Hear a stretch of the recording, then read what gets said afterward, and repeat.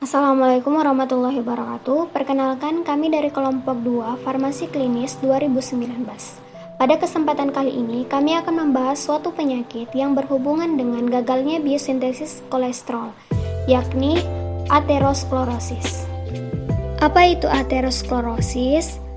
Aterosklerosis adalah suatu penyakit akibat respon peradangan pembuluh darah yang progresif.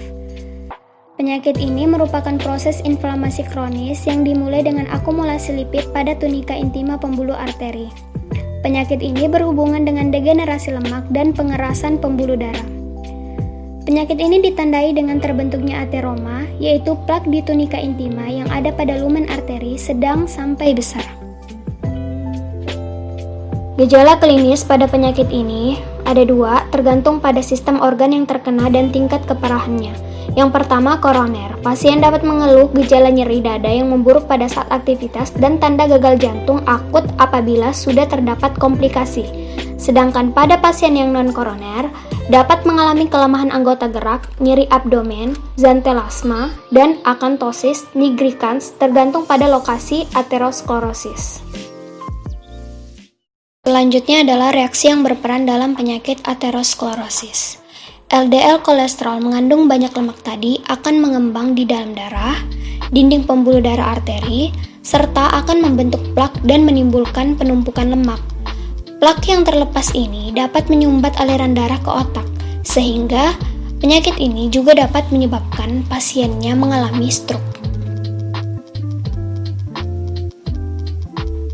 Selanjutnya, enzim dan senyawa prekursor pada aterosklerosis. Cara kerja kolesterol dalam tubuh yakni dengan HDL atau High Density Lipoprotein. HDL merupakan lipoprotein yang ada di dalam tubuh yang memiliki ukuran dan komposisi yang heterogen. HDL ini berperan penting dalam transportasi balik kolesterol yang bertindak sebagai pembawa kolesterol kembali ke hati.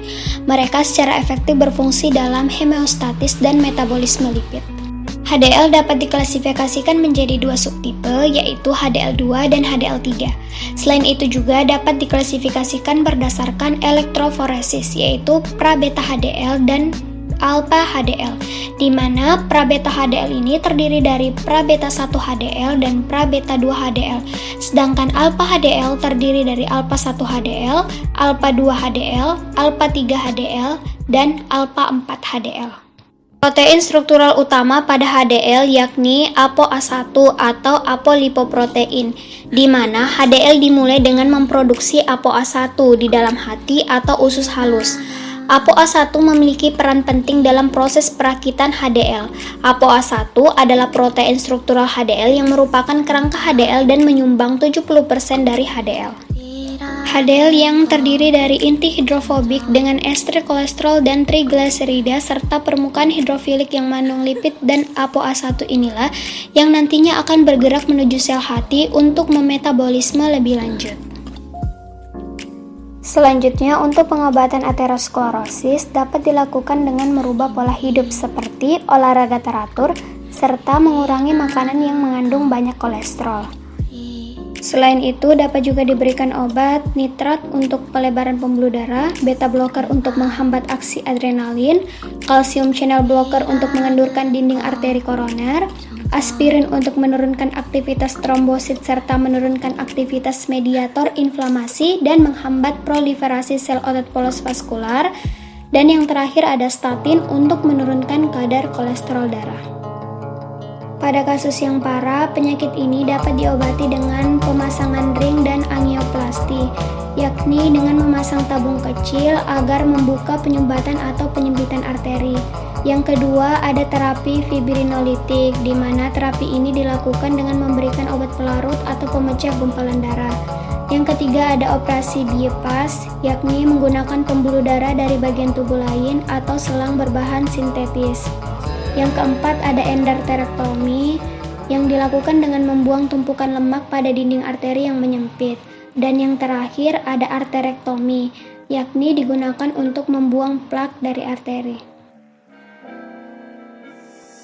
Kemudian ada pun terapi yang bisa kami sarankan.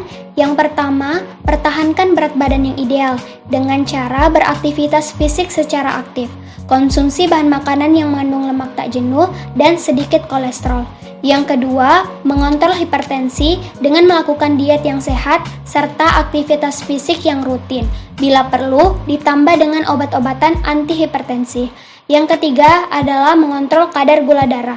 Dan yang terakhir, menghindari rokok. Sekian penyampaian kelompok kami tentang penyakit aterosklerosis. Kurang lebihnya mohon dimaafkan. Wassalamualaikum warahmatullahi wabarakatuh.